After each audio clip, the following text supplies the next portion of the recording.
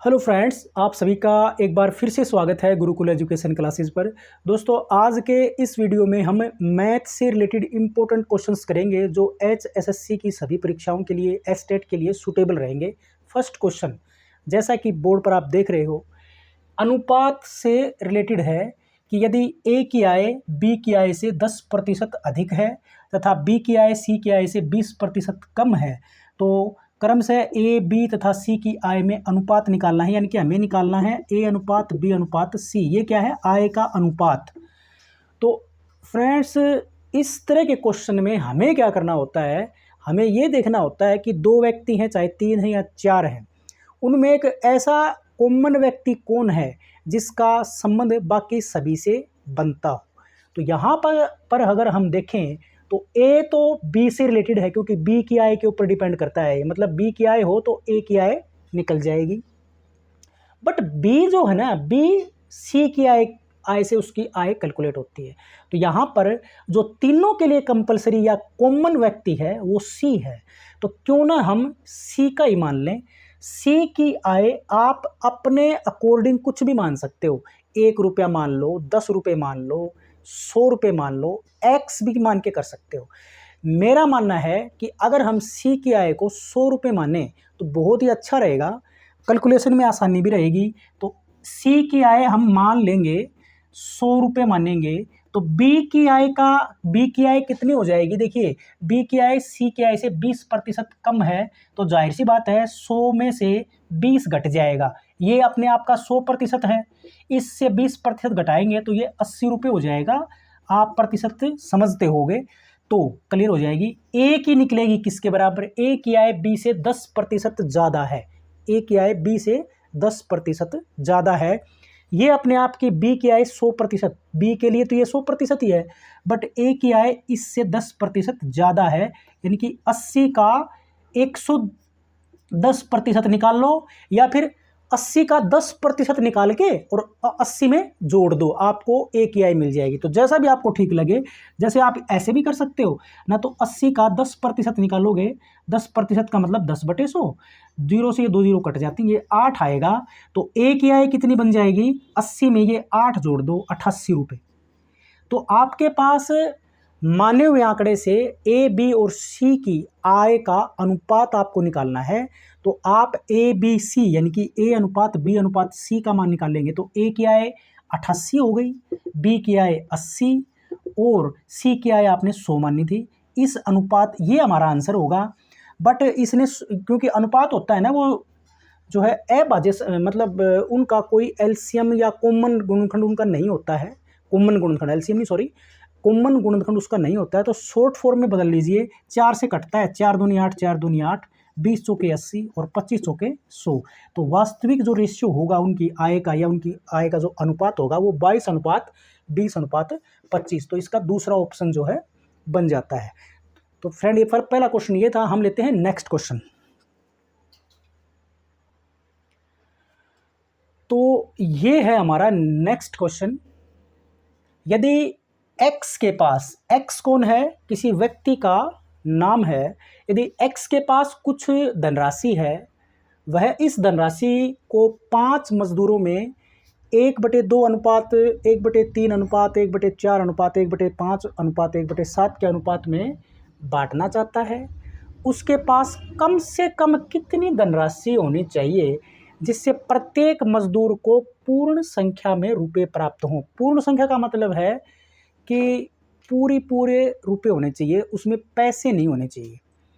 तो इसके लिए आपको क्या करना पड़ेगा कि आपको इन संख्याओं का, ये क्योंकि फ्रैक्शन में दिए गए हैं, अनुपात जो दिया गया है वो भिन्नों में दिया गया है, तो इनको साधारण भिन्न में जो है बदल लेना चाहिए। साधारण भिन्न में बदलने के लिए आप क्या करोगे? ये जो हर हैं इनका एलसीएम लेना पड़ेगा आपको। यानी कि 2, 3, 4, 5 और 7, इनका एलसीएम ज्ञात करोगे ना आप। तो मैं पहले कर चुका हूँ, तो मैं इसको टाइम वेस्ट बचाने के लिए 420 लिख देता हूँ। आप इस तरह लिख के आप कर सकते हो। 420 एलसीएम आएगा।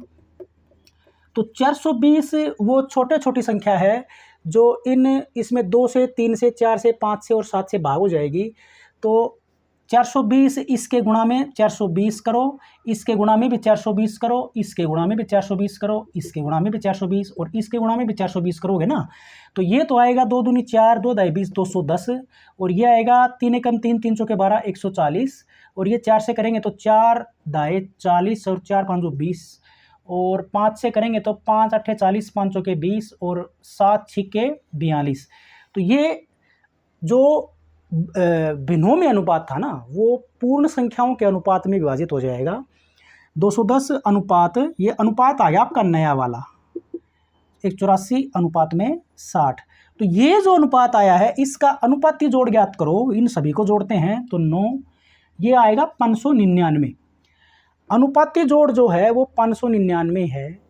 तो जो कोई भी संख्या होगी जो इस अनुपात में बटेगी पूर्ण संख्याओं में, वो 599 का गुणज होगी, यानी कि या तो वो 599 ही होगी या 599 का दुगना करें, इसका दुगना कर देंगे तो 1000 और 99 दूनी 198 तो 1198 या फिर 599 को 3 से गुणा करें वो संख्या होगी। बट इसने क्या बोला, कम से कम कितनी संख्या की धनराशि कितनी होनी चाहिए जिससे प्रत्येक मजदूर को पूर्ण संख्या में रुपये प्राप्त हों।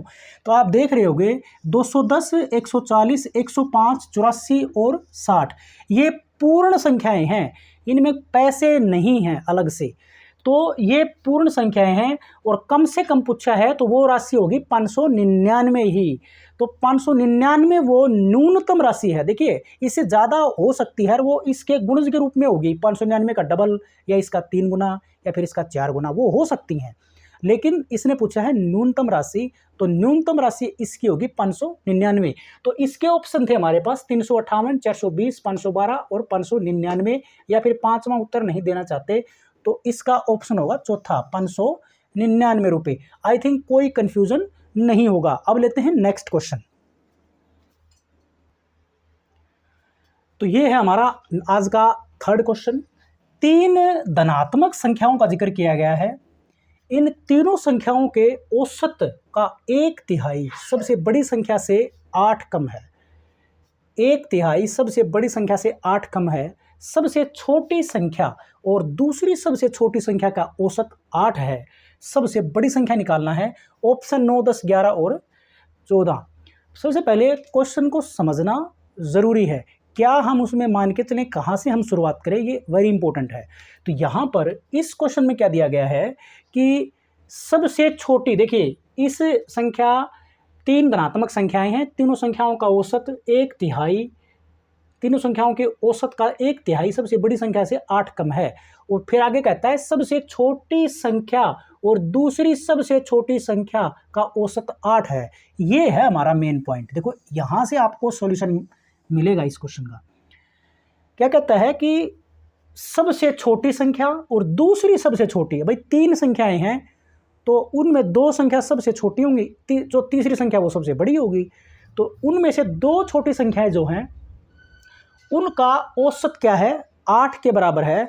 तो उन छोटी संख्याएं जो है ना, दो छोटी संख्याएं हैं, 2 छोटी संख्याएं जो हैं उनका जो योगफल आएगा वो किसके बराबर आएगा। योगफल देखिए औसत किसके बराबर होता है, आंकड़ों का योगफल बटे, अगर उस आंकड़ों के योगफल को उसके संख्या से भाग कर देंगे तो उसका औसत आ जाएगा। यानी कि योगफल निकालने का क्या तरीका है, संख्याओं का योगफल निकालने का क्या तरीका है कि जो औसत है उसको आंकड़ों की संख्या से गुणा कर दें। यानी कि यहाँ पर औसत 8 है तो यदि हम 2 से गुणा कर देंगे तो 2 छोटी संख्याएं जो हैं उसका योगफल आ जाएगा 16 के बराबर। तो जैसा आपको पता है ना, औसत किसके बराबर होता है, औसत बराबर होता है आंकड़ों का योगफल बटे उनकी आंकड़ों की संख्या। तो यहाँ पर आंकड़ों का योगफल निकालना होगा तो ये संख्या नीचे है ना, इसके क्रॉस मल्टीप्लाई में जाकर के ये संख्या यहाँ आ जाएगी। मतलब अगर आंकड़ों का योगफल निकालना है तो औसत की उनकी आंकड़ों की संख्या से गुणा कर दें। तो मैंने वही किया। औसत आपका 2 संख्याएं, क्योंकि छोटी 2 संख्याओं का औसत 8 है ना, तो उनका योगफल निकालेंगे तो आंकड़ों की संख्या से औसत को गुणा करेंगे तो 16 आ जाएगा। तो ये जो 16 है ना, 2 संख्याओं का जोड़ आ गया। तो तीसरी संख्या एक और बच जाती है बड़ी वाली, उसको हम x मान लेते हैं। तो देखो 2 संख्याओं का जोड़ तो 16 है, एक संख्या आप x मान लो, जो तीसरी सबसे बड़ी संख्या है, उसका अगर हम जोड़ करेंगे वो किसके, वो इस ये नियम उस पर अप्लाई हो जाएगा, पहली वाली लाइन वाला, कि तीनों संख्याओं का औसत। तो तीन संख्याओं का औसत निकालोगे ना, तो आंकड़ों का जोड़ तो हो गया आपका ये, बटे आंकड़ों की संख्या हो जाएगा ये। मतलब तीनों संख्याओं का औसत इसके बराबर आएगा, औसत का 1/3। अब इस औसत का 1/3 होगा ये, और ये किसके बराबर है, सबसे बड़ी संख्या से 8 कम। और सबसे बड़ी संख्या हमने क्या मानी थी, x, उसमें से 8 कम कर देंगे, यानी कि 8 घटा देंगे। देखो ये लाइन हमारी ये बन जाती है, ये वाली, इन तीनों संख्याओं का 1/3, सबसे बड़ी संख्या से 8 कम। तो उनका तीनों संख्याओं का औसत तो ये होगा, क्योंकि दो संख्याओं का योगफल 16 था, बड़ी संख्या जो तीसरी बच जाती है उसको हमने x माना, तो उनका योगफल बटे आंकड़ों की संख्या, तो ये तो औसत हो गया आपका। उसका 1/3 की बात करेंगे तो 1/3 बराबर किसके होगा, सबसे बड़ी संख्या से 8 कम, जो कि दिया गया है। सबसे बड़ी संख्या से 8 कम का मतलब x - 8। आपको इसको कैलकुलेट करके x का मान निकाल लेंगे, और वही निकालना था सबसे बड़ी संख्या। कैसे, अब इसको आप क्या लिख सकते हो, 16 जमा x बटे 9 हो जाएगा, ये 3 तिया 9 बराबर x - 8। अगर क्रॉस मल्टीप्लाई करेंगे ना इस तरह से, तो ये हो जाता है 9x - का 72, और बराबर हो जाएगा 16 जमा का x।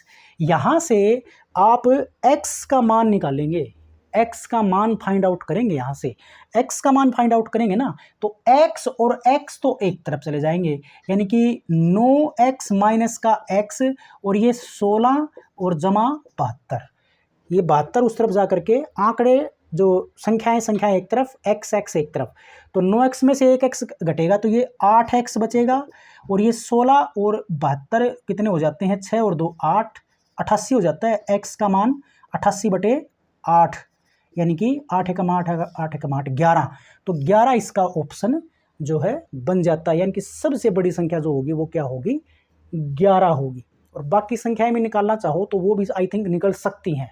इसके बाद लेते हैं हम नेक्स्ट क्वेश्चन। ये है नेक्स्ट क्वेश्चन हमारा, 1331 की करणी घात 3, 216 की करणी घात 3, 729 की करणी घात 3 और 64 की करणी घात 3। ये जो करणी घात है ना, ये घनमूल है। आप घनमूल के बारे में जानते होंगे, ये घनमूल 1331 एक पूर्ण घनमूल है, 216 भी पूर्ण घनमूल संख्या है, पूर्ण घन है, सॉरी घनमूल नहीं, पूर्ण घन, पूर्ण घन है, ये भी पूर्ण घन है, ये भी पूर्ण घन। पूर्ण घन का मतलब ये है कि किसी एक संख्या का घन करने से प्राप्त संख्या जो मिलती है वो पूर्ण घन कहलाती है। यहाँ पर अगर ये 3 देखो, ये करणी का मतलब है कि ये जो 3, ये 3 जो है ना, इस क्रॉस, ये जो घुमाव है वर्गमूल वाला, इसके अंदर है ये संख्या, ये इस तरह से है। अगर ये यहाँ पर होती ना, तो ये इसके गुणा में होती, ये समझने वाली बात है। तो ये करणी के अंदर की हैं तीनों में, और ये चारों के चारों संख्याएं जो है पूर्ण घन है, यानी कि आपको 1331 का घनमूल, ये 1331 की 1/3 है ये, या फिर ये 216 की घात 1/3, यानी कि सभी में इस तरह से है। तो अगर आपको घनमूल सीधा याद है तो और भी आसान रहेगा, ना तो आपको करने पड़ेंगे इनके गुणनखंड को। गुणनखंड करेंगे ना तो आप सॉल्यूशन जल्दी कर लोगे। यानी कि मैं अगर दूसरी भाषा में कहूँ तो 1331 को आप लिख सकते हो 11 गुणा 11 गुणा 11, 3 बार गुणा, तो इसको 11 की 3 लिख सकते हो। और इसकी पावर कितनी थी, 1/3, जैसा कि मैंने कन्वर्ट किया था। ये 3 इस 3 से कट जाता है, क्योंकि घात की घात आपस में गुणा में होती है, मतलब आप इसको 3 गुणा 1/3 कर सकते हो। 3 से 3 कट गया तो 11 आंसर आया। ऐसे ही अगर आप 216 की बात करेंगे ना, तो ये 6 गुणा 6 गुणा 6, 6 से 36 होते हैं ना, 36 को 6 तक करके देखो, 6 36 3, 6 18 3 21 216, यानी कि इसको आप लिख सकते हो 6 की 3। तो 6 की 3 की 1/3 करेंगे तो इसका भी ये कट जाता है, तो इसका हल आएगा 6 के बराबर। ऐसे ही आपको 729 का निकालना पड़ेगा। 729 का है आई थिंक 9, ये 9 गुणा 9 गुणा 9, 9 में 81 निमा 729 होते हैं, और ये आप जानते ही हो 4 गुणा 4 गुणा 4। तो अब आपको आई थिंक डाउट क्लियर हो गया होगा। देखो क्या करना है कि ये जो है ये 11 की 3 और इसकी 1/3 है, ये 6 की 3 इसकी 1/3 है, ये जमा का निशान, इसको आप 9 की 3 की 1/3 और जमा में इसको 4 की 3 और इसकी 1/3 कह सकते हो। ये 3 से 3 कट गया, इसका भी 3 कट गया, इसका भी 3, इसका भी 3। या फिर सीधी भाषा में इसका घनमूल आएगा 11 गुणा में 216 का घनमूल आएगा 6, जमा में 729 का घनमूल आएगा 9, जमा में 64 का घनमूल आएगा 4। अब ये आपको हल करने हैं, ये 66 और ये 9 और 4 होते हैं 13, तो 79। बिल्कुल सिंपल क्वेश्चन था ये। 7 इसका हो जाता है 79 आंसर। तो दोस्तों ये था आज का छोटा सा वीडियो। आशा करता हूँ पसंद आया होगा, तो ज़रूर लाइक शेयर और चैनल को ज़रूर सब्सक्राइब करें। Thanks for watching.